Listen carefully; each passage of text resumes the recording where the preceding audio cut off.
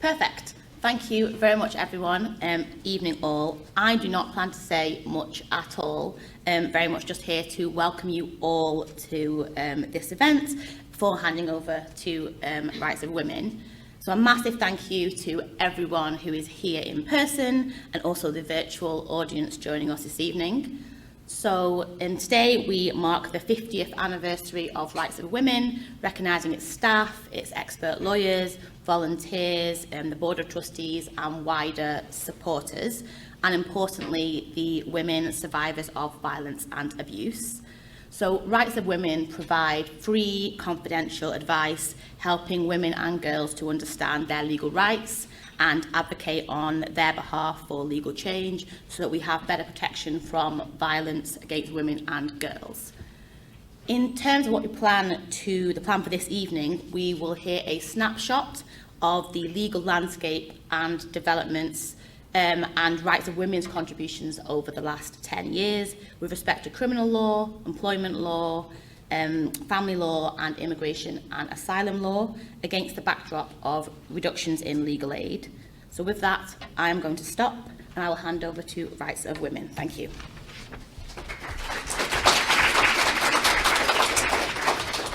Thank you very much. Good evening, everybody. My name is Estelle de Boulay. I'm the Director of Rights of Women. A very warm welcome to you all. I'm delighted to open this event as we launch Rights of Women's 50th anniversary report, due to be published tomorrow, and a moment that is both celebratory and deeply reflective for us. I want to thank all of you for joining us in person and online, colleagues from across the violence against women and girls sector, legal professionals, Slaughter and May, our supporters, and most importantly, the women lived experience who shape and guide our work every single day. Tonight is a milestone. 50 years of helping women through the law is no small achievement, and it only exists because of the collective courage, persistence, and solidarity of so many of you in this room.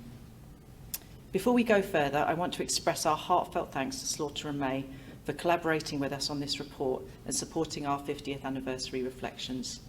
And I want to thank our staff team, several of whom you'll hear from shortly, whose expertise, commitment, integrity shape everything that we do. Preparing this report has been an enormous undertaking, and I'm grateful to each of you. We made a conscious decision to reflect on the last 10 years in this report, the period since our 40th anniversary publication. In those 10 years, we have seen profound shifts in law, public consciousness, in the terrain of the Vogue sector, and in the barriers women face in accessing justice. The report captures those shifts, the themes in our frontline advice work, and the systemic obstacles that remain stubbornly in place. But it's also important for me to say this. No single report, certainly not one focused on a decade, can capture the full history, breadth and depth of Rights of Women's work. And more importantly, it cannot begin to capture the breadth of the work carried out by the entire Vogue sector. If we tried, it wouldn't be a report, it would be a book, in fact several volumes, and written in partnership with you. So while tonight highlights Rights of Women's own story, it's just one small snapshot of a much larger collective history built by survivors, feminist organisations, campaigners and allies across the sector. I want to pause here because that shared history really matters. Around half the people in this room are from frontline organisations, specialist services including by and for organisations and campaigning groups. Many of you have spent decades fighting for women's rights, often in hostile conditions, often under-resourced, and often at significant personal and professional cost. The progress we have seen over the last 10 years in public awareness, in law reform, in cultural recognition of abuse, and in shifting narratives around women's rights is collective progress. It belongs to all of you. And central to that progress, as always, are survivors. Women whose lived experience has driven every meaningful change in this field. Women who have spoken up despite the trauma and the risk. Women who have navigated systems that were not designed for them and who have insisted that we do better. Their courage and their expertise is at the heart of this anniversary, and it's at the heart of the work that we will do for the next 50 years. This milestone is also a moment of transition. I'm very pleased to share publicly, as many of you will have seen from our announcement at the end of last week, that Rights of Women has appointed a new chair of the Board of Trustees, Jane Butler. Jane brings 2 decades of leadership across the forg sector, community legal advice, immigration, asylum and family law. She brings a truly feminist vision, a deep commitment to justice and safety, and a strategic understanding of what it means to work within and challenge structures that fail women. We're incredibly fortunate to have her lead us into this next chapter. Before I invite Jane to the stage, I just want to take a moment to recognise our outgoing chair, Annie Hedge. Annie is here with us this evening too. Annie's leadership has seen us through some of the most difficult and uncertain times in our history, including the pandemic, always with wisdom, compassion and remarkable steadiness. She leaves a legacy of resilience and unity that we are profoundly grateful for. Annie, thank you.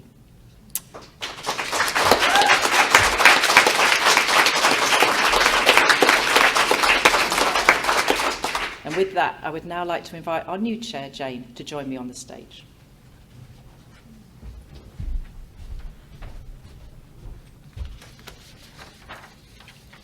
Thank you very much, everyone. It's a privilege to stand here tonight. I'm honoured to take on the chair of Rights of Women, especially in its 50th year, a year that marks not only the organisation's history, but its continued impact and relevance. This report powerfully demonstrates why Rights of Women is so essential. The landscape for women seeking justice remains complex, unequal, and too often unsafe. Yet this organisation has consistently been a source of clarity, courage and expertise. Being invited to help guide Rights of Women into its next chapter is a tremendous responsibility and one I accept with a deep commitment.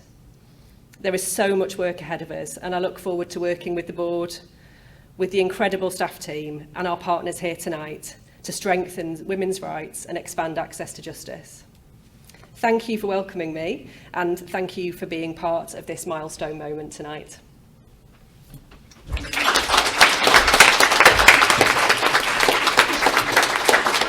Thank you, Jane. As Jane has said, the report is not only a record of the last decade, it's a call to action.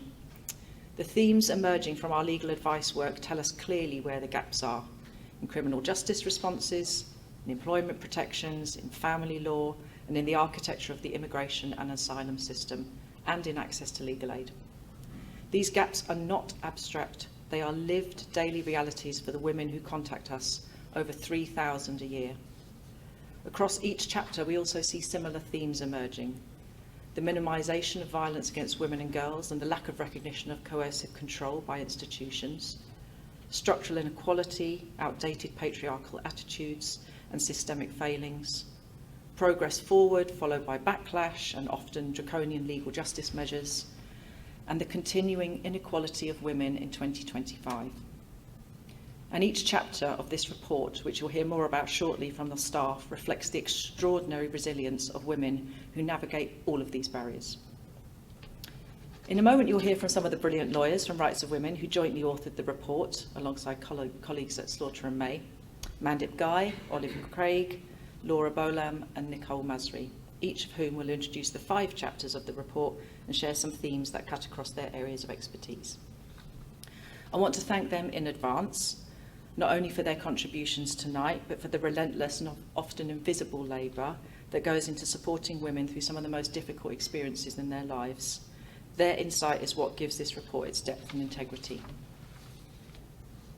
And after we've heard from the team, we are honoured to be joined by Dame Nicole Jacobs, the Domestic Abuse Commissioner, whose leadership and national perspective will help situate the report in the wider landscape of the work to end violence against women and girls and ensure access to justice. Nicole's work has been instrumental in pushing for systemic change, accountability and trauma-informed practice across agencies. We are very grateful for her being here and for her ongoing support of Rights of Women and the wider sector. So, tonight is many things at once. Celebration of 50 years, a moment of reflection, an honest confrontation with the barriers that remain, and an invitation to continue this work together as a sector and as partners, as a collective committed to women's rights. Thank you all for being here, for your solidarity, your shared belief in justice, equality and safety for all women. I will now hand over to Mandip Guy to begin our chapter introductions.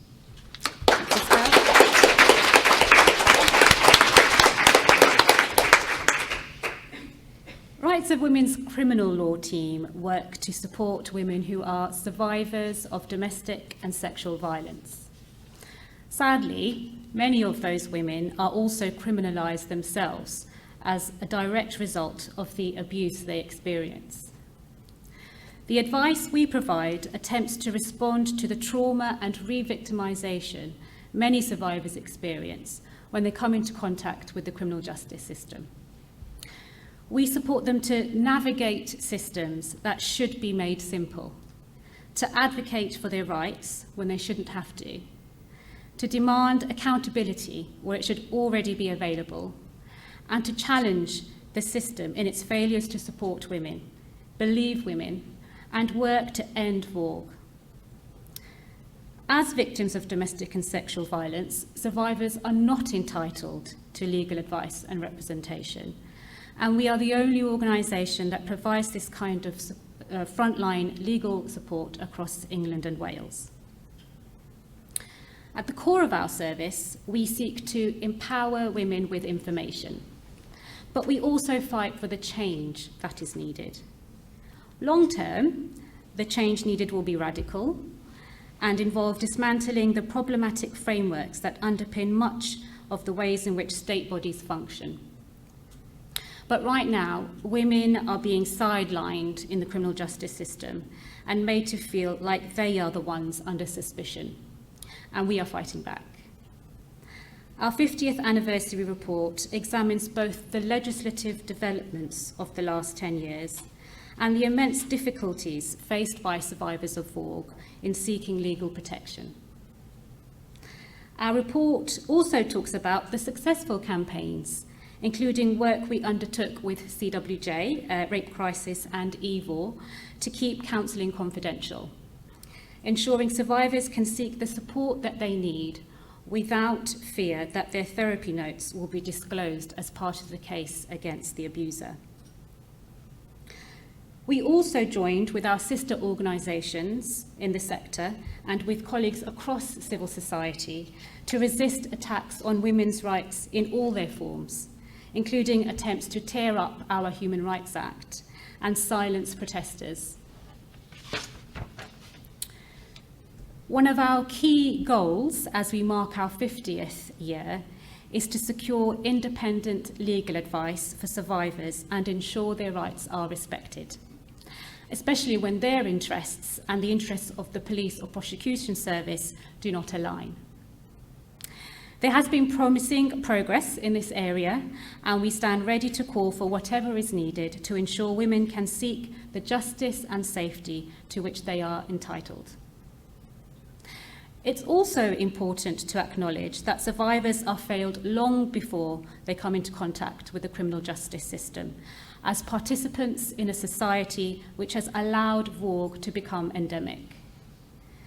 So we continue to call for the underlying causes of VAUG to be addressed. The underlying causes of VAUG are complex, and addressing them requires recognition of the misogyny at the heart of society.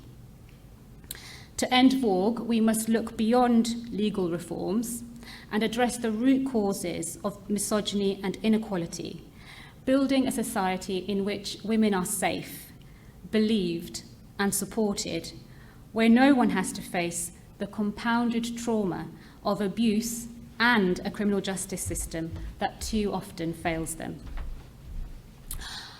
That's the introduction to the criminal law chapter. I'm going to hand over now to Laura Bolam, our legal officer in the employment team, who will introduce you to the chapter on sexual harassment in the workplace. Thanks, Mandip.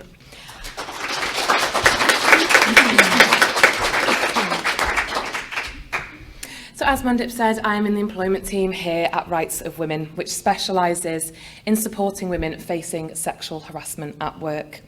We run a telephone advice line that provides free, confidential legal advice to women experiencing sexual harassment at work. and we use what we learn from this frontline service to inform our policy work and campaign for legislative change. We launched this advice line back in 2019, following the rise of the Me Too movement, and since then we've supported hundreds of women who have experienced sexual harassment at work. We advise women on their employment rights and also practical steps they can take, from navigating stressful internal processes such as reporting and grievance procedures to external processes like involving regulators or navigating the daunting employment tribunal process. Through speaking with these women, we have a unique insight into how sexual harassment occurs and how employers respond and investigate reports. Crucially, this shows us where the gaps in the law and a lack of understanding of it are failing to protect women at work. The sexual harassment of women remains an endemic, widespread issue across society, which all too often seeps into our workplaces. The TUC's report, Still Just a Bit of Banter, found that 1 in 2 women had been sexually harassed at work. It was 1 in 2. While we know that all women are at risk of sexual harassment, some are at a higher risk than others, and many face overlapping and compounding forms of discrimination. In fact, 45% of our callers have experienced multiple forms of discrimination, meaning their experiences of harassment are shaped not only by their gender, but by their race, disability, age, socioeconomic status, amongst other factors. Now, we have come a long way in recent years, with growing awareness, new research and stronger public conversations about sexual harassment than ever before. Most notably, due to incredibly brave women coming forward and speaking out against their abusers. But there is still so much more to do. Our frontline work shows clearly that the current system is still falling short. In recent years, we were part of the This Is Not Working Alliance that was successful in campaigning for the changes introduced through the Worker Protection Act, which created a new legal duty on employers to take reasonable steps to prevent sexual harassment in their workplaces. We also strongly welcome the amendments to the Employment Rights Bill, currently making its way through Parliament, which will go even further in strengthening this preventative duty.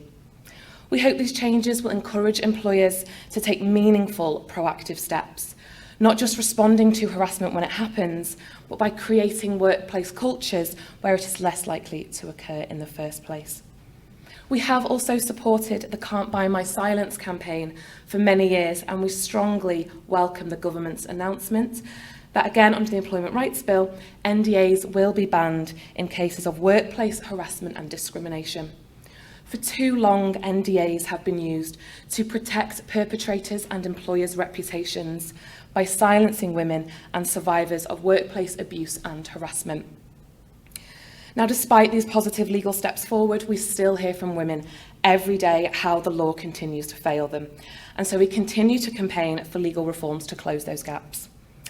We continue to campaign alongside the End Not Defend campaign for sexual harassment to fall under the remit of the Health and Safety Executive.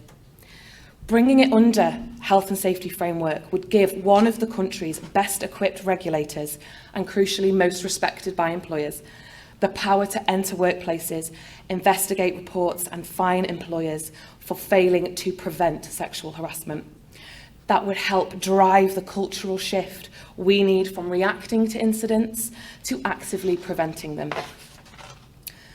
The current system relies too heavily on individual women coming forward, often at great personal and professional risk.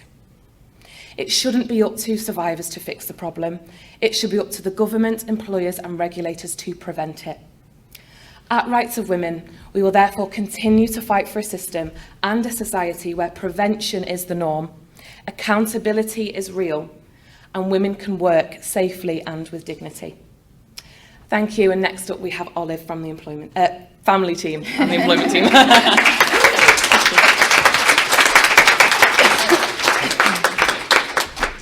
Thanks, Laura. So family justice has been a constant focus of the work at Rights of Women since our creation, from the passage of the Children Act in 1989 to campaigning for the rights of lesbian mothers to retain residence of their children through the 80s and 90s. Our work in this important area of justice has never stopped.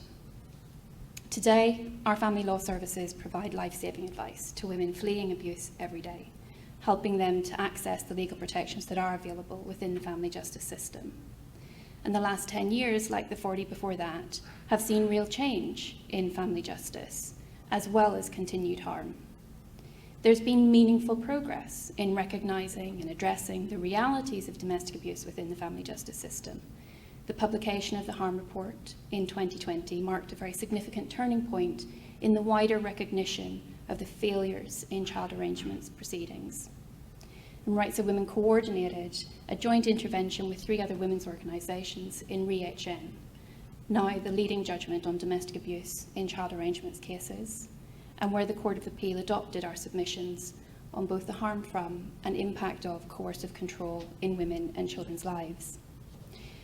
Throughout 2018 and 19, Rights of Women campaigned to see the procedural safeguards available in the criminal court replicated in the family court through the passage of the Domestic Abuse Act, which eventually came into force in 2021. But the wide-ranging need for reform is not limited to that immediate protection from abuse for women and children, but also to their financial freedom. So Rights of Women is proud to have campaigned with other organisations for no-fault divorce. The case of Owens and Owens, in which Rights of Women applied to intervene, shone a light on how the law can trap women in marriages against their will. Rights of Women's campaigning on this issue raised awareness of the impact of divorce law on survivors of domestic abuse and women from lower socioeconomic backgrounds. And as a result, the introduction of no-fault divorce and the Divorce, Dissolution and Separation Act 2020 was finally implemented after many years, in fact decades of campaigning, in 2022. Despite signs that there is positive progress, there is still a very, very significant way to go to ensure that the family justice system meets women's needs and protects both adult and child survivors of domestic abuse. We continue to campaign for rights for cohabiting women and those whose marriages are not legally recognised, those women who are left financially vulnerable and trapped with abusers because of their lack of legal rights and protections. And the family court continues too often to prioritise father's contact over the safety of women and children. Tragically, for some, that prioritisation can lead to the murder of women and children. And Rights of Women continues to call for the systemic and widespread reform needed for the family justice system.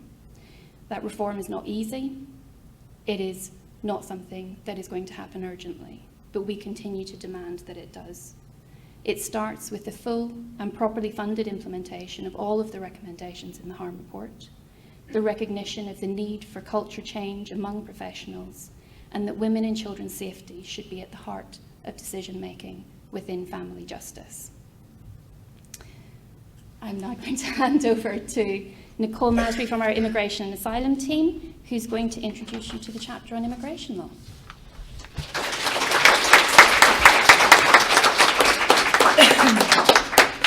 Thanks, Olive. Rights of Women's work supporting migrant women has grown and adapted in the last 10 years in response to changing needs. In 2016, the UK decided to leave the European Union.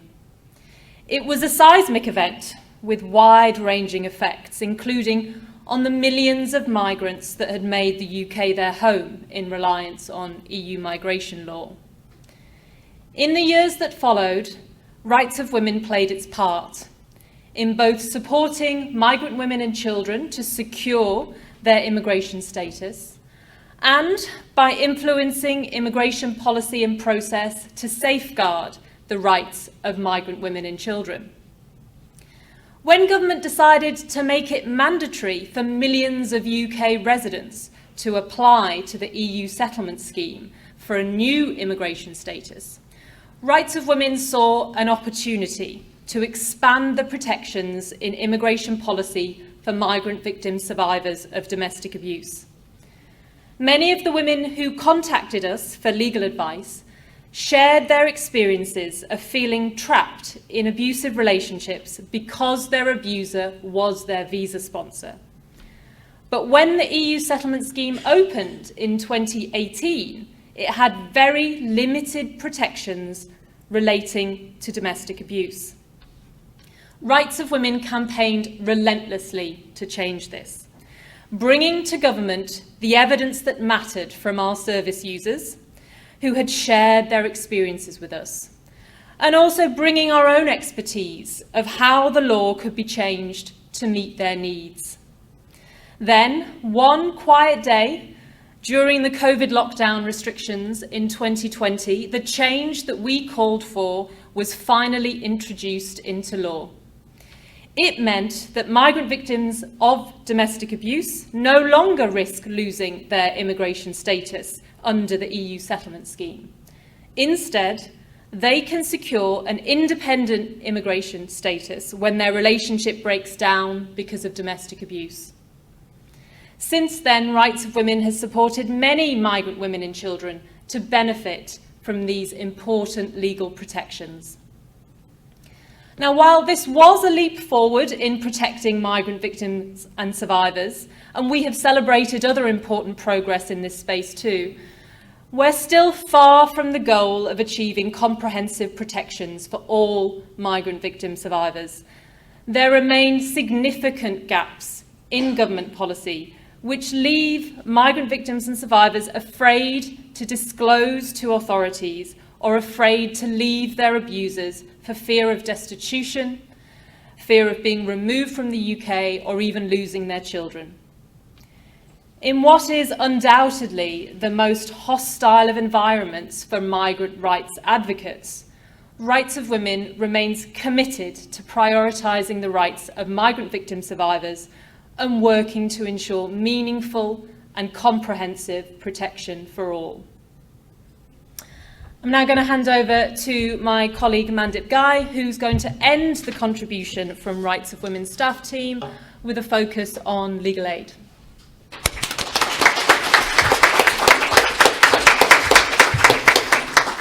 Hello again. Our chapter on legal aid reflects the work Rights of Women has done to combat cuts to safety and justice over the last 10 years. We chose this title for the chapter, Cuts to Safety and Justice, because the past decade has witnessed the full impact of the changes introduced by the Legal Aid Sentencing and Punishment of Offenders Act, and of the wider failure to invest in the justice system. Cuts to justice are cuts to the safety of women and children. The Child Safeguarding Practice Review following the death of Sarah Sharif highlights the devastating consequences of this neglect. Over the past decade, we've seen how unfair eligibility criteria and the underfunding of legal aid have left survivors of domestic and sexual abuse navigating their legal issues alone, unrepresented, and re-traumatised. Our legal advice lines are often the first and the only place that women can turn to for expert, trauma-informed legal guidance. Our frontline advisors hear from women like Tina, whose case study you'll find in the report. Tina is ineligible for legal aid, even though she has no money left at the end of the month. And she's expected to respond to threatening letters from her abusive husband's lawyer, which is making her feel sick. Tina's case is not an exception. The Domestic Abuse Commissioner's report published in October this year found the vast majority of private law children cases involve domestic abuse. 87% of closed case files and 73% of observed hearings. But despite that, family court statistics show that around 40% of cases involve both parties being unrepresented, and in a further 45%, one party is unrepresented. This means that every day, family courts are witnessing survivors of domestic abuse who are litigants in person, trying to navigate intimidating court proceedings against the very person who sought to control, intimidate, or harm them. Migrant women escaping gender-based violence often face multiple barriers, including language, trauma, and digital control by perpetrators. Our experience shows that vulnerable women, including asylum seekers, are far more likely to secure the protection they need when they have access to legal advice. Without early legal advice and representation, too many face injustice and further harm. Amid these challenges, there have been moments of real achievement. One of our proudest was the 2016 judicial review that challenged the harsh rules on evidence for survivors seeking family law legal aid. That case helped change the law and has since helped thousands more women access legal aid. Another was our research into the exceptional case funding scheme, which exposed just how complex and inaccessible it is and provided the government with evidence for reform. We're committed to continuing to campaign for improvements, and now as we look forward, we call for a reformed means test that reflects the real cost of living and doesn't exclude women with trapped capital. Improved accessibility, for example, by removing unnecessary bureaucratic hurdles, and to fund legal aid properly to ensure that this vital public service is not lost, and so that lawyers can deliver trauma-informed support. And finally, on behalf of the legal team here, we want to thank you all for reading and engaging with this report and for your support over the last 50 years. We hope that you will continue to join us with the work ahead. Thank you.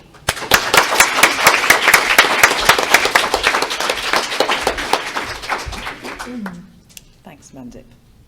Now we've heard from the staff team, we are honoured to be joined by Dame Nicole Jacobs, the Domestic Abuse Commissioner, whose leadership and national perspective will help situate this report in the wider landscape of the work to end violence against women and ensure access to justice. I'm reading the wrong bit. You just wait. Thank you, Mandip. No, she will connect her office's work across the family justice, immigration policy and wider systems reform. Nicole, thank you for being with us.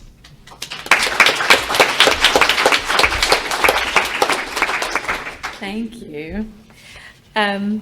It's a real honor to be here. I look out and see all of the faces of people I know and some of you who I don't know. And I think, why did you ask me to talk to you tonight? You've got these incredible experts in the room, and so much of the partnership work that you describe are represented in so many faces and people here. And I do want to just start by thanking you and thanking you for being here, for the interest and the work that you give. I'd be delighted to know some of those of you who volunteer on the various helplines at Rights of Women, because it's such incredible work that you do. And so thank you for all of what you do. Estelle is quite interesting to listen to in her introduction, because if you listened carefully, what you heard her do is acknowledge all of you and say about all these incredible partnerships. And all of that is absolutely true. But and one of the directions she gave to me tonight was to say, could you talk about some of your reports from your office, which of course I'm happy to do. But I think we should celebrate very specifically what Rights of Women does. And I think that's really important as an organization and anyone affiliated with Rights of Women, that you know how incredible you are in these partnerships and what you bring and the leadership that you bring. I'd much prefer to talk about that for a few minutes, because I think Rights of Women is always like this in any setting, very, very centered and grounded in why they do what they do. Very happy to give the limelight to others and to really be very generous and humble in their approach. But I think the reason why we're all here and why I'm particularly here is that I am so grateful to Rights of Women for the work that you do, what you all do, and all of those who support you do. And I think I want to acknowledge how much you bring and how important you are, even in that humility in these partnerships, what you're actually doing to impact change in the world. And I assume that's why you're all here too. And so I just think that is probably the best intervention I can make. Although I will try to say, absolutely, it's very true. The link between some of the reports that my office have done, and by the way, would have, paving the way to those reports would have been so much of your work, so much of what Rights of Women has done. But definitely, we certainly, and I think the theme of all presentations are, yes, we've made a lot of progress, but we certainly have a lot of work to do. And the courage, and you mentioned courage, persistence, solidarity, really, really shines through in all of what you say and do. But I would also say, I would add the expertise you bring. So as I'm listening, and I often think this with Rights of Women, I would love to know more. I would always want to be hearing more of what you're hearing, what you know, what you think needs to happen. I know that happens in so many different ways through the kind of partnerships that you're in, the alliances, the legislative change, the campaigns you're a part of. But there's so much know-how and so much that you're bringing by having that link every day in every area to the calls, the responding to women directly. And what that gives you is this incredible grounding and insight. And so we should be stopping and listening to you. And I know you probably feel we do, but I think that needs to be the commitment we share for the next decade of work and our commitments going forward tonight. And also the trust that gives us in you, and that because of the way you work, the trust that we have in understanding what you're telling us is true, is happening, is what we need to concentrate on. And that's why I'm quite interested in your call to action in this particular report. And it's something that I think we should all be paying huge attention to. It's a very concentrated call to action in actuality, for those of you who haven't seen the report, in the legal aid, what you've just described. You spend and do spend a lot of time in other campaigns concentrating on many different commitments and aims. And I think we need to equally pay attention to this one for those of us in all sorts of organizations and all sorts of ways that we can. Because if with all of your expertise throughout all of the streams of work you do, if this is what your call to action is, I would say it's got to be the highest on our priority list. And we have to work together in the way that we achieve that in terms of a fully funded legal aid system. I feel like sometimes falls on a priority list alongside, is it possible? And we focus on so many other things, and there's lots to do. But I do feel we have to raise our ambitions now, and we have to listen to so much of what's been presented. We have gone so far and have only been able to go so far. And now we have, as Manda just said, almost half of people representing themselves in court. I mean, 40%, I think he said.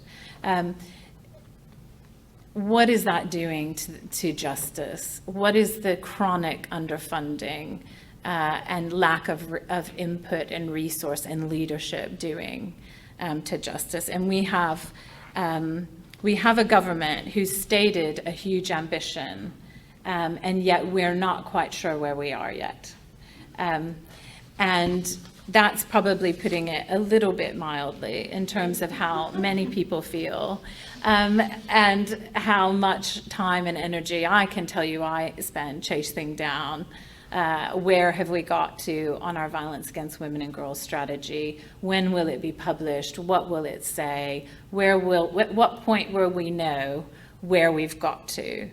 And that is both incredibly frustrating and getting quite dire in terms of the impact it's having on frontline services of all kinds. And I had many meetings today at the office about that very thing. And so we have to regroup our efforts. I think we will see soon what the Violence Against Women and Girls strategy says. What that is essentially the work plan of government. That is a strategy that will be what the government will commit to, resource, decide to put its heft as government departments into. And we're still at a point where we don't quite know what that contains and what that says. So we will inevitably have to regroup our efforts. We will inevitably have to regroup our efforts over legal aid. I can almost be certain that we won't have what we need. We'll be delighted with some things, no doubt, I would hope, but not with legal aid and not with all of the reforms that have been described tonight. And so we have to both kind of hold on to the progress and really work together going forward. And I understand that. But I do want to just stop for a minute and just celebrate Rights of Women as an organization. And actually say, please demand our attention. You know, I know you feel you do that, but demand all of our attention because we so respect what you're doing and we understand how credible it is. We understand how well you work with so many others in various campaigns and partnerships, and really interesting work locally now. I know in Surrey, I can see Kerry here and others who you've been working with. That's the kind of thing that we are so excited about to know from you as an organization. The kind of how do we get from here to there, whether it's legislation, whether it's changes in guidance, changes in our call to action on legal aid, and also just the day-to-day things that you're spotting and seeing and doing, along with all of those who help on the helpline. And I am first in line to listen, and I hope you know that we all are. And so just a huge congratulations to you. It's a real honor to be here, and it's an honor to just take a moment and say, what a great organization. Aren't we so pleased we have Rights of Women, and 50 years ago, someone, I'm sure you can tell us, had the great idea to bring such incredible people together, and what you've done is incredibly impressive. We're not there yet, but please be proud of what you're doing and what you've achieved. So thank you very much.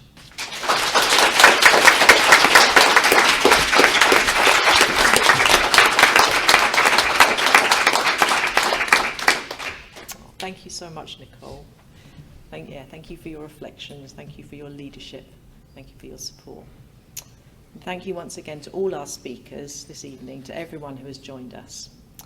Before we close, you'll now see 3 QR codes appear on the screen behind me, like magic. The first links to where the full report will be published on our website from midday tomorrow. The second is a link to donate to Rights of Women. We have 50th anniversary t-shirts and a few tote bags outside, which I'm sure will be under much demand. But please feel free to take one, and if you're able to give a donation in return, we'd be incredibly grateful. And the third invites you to share a short testimony with us. Your reflections, your stories or experiences of working with Rights of Women. And we hope to gather as many of these as possible for 16 days of action and then publish them. And we'd love it if you would share in that gathering of stories with us, so it's a collective reflection from a diversity of voices. I also want to say a huge thank you to Slaughter and May for working with us on this project over the past year. So many of your staff and teams have supported the research, the writing and the hosting of this event. It's been a huge project, and we're sincerely grateful for your generosity and collaboration. In particular, I would just like to thank Sinead Bowden, Holly Freeman and Jasmine Gould, who've been an absolute rock of support all the way through. So we hope you've enjoyed the event. Thank you for listening to us patiently and for being part of this event. We're really pleased to have had so many people joining us online as well, and we thank those people for being here. So there will now be some drinks and canapes in the lobby in the network area until 7:30. We also have a small number of reports, just hot off the press. We're very grateful for that. Not enough for everybody, but please do take one if you can. And if you miss one, don't worry, it's out tomorrow. So you can have an early look today. And then just thank you everybody for being part of this milestone. It means so much to us, and it's so wonderful to see all your faces in the room and for you to be here. And we hope you have a great rest of the evening and a safe journey home as well. Thank you.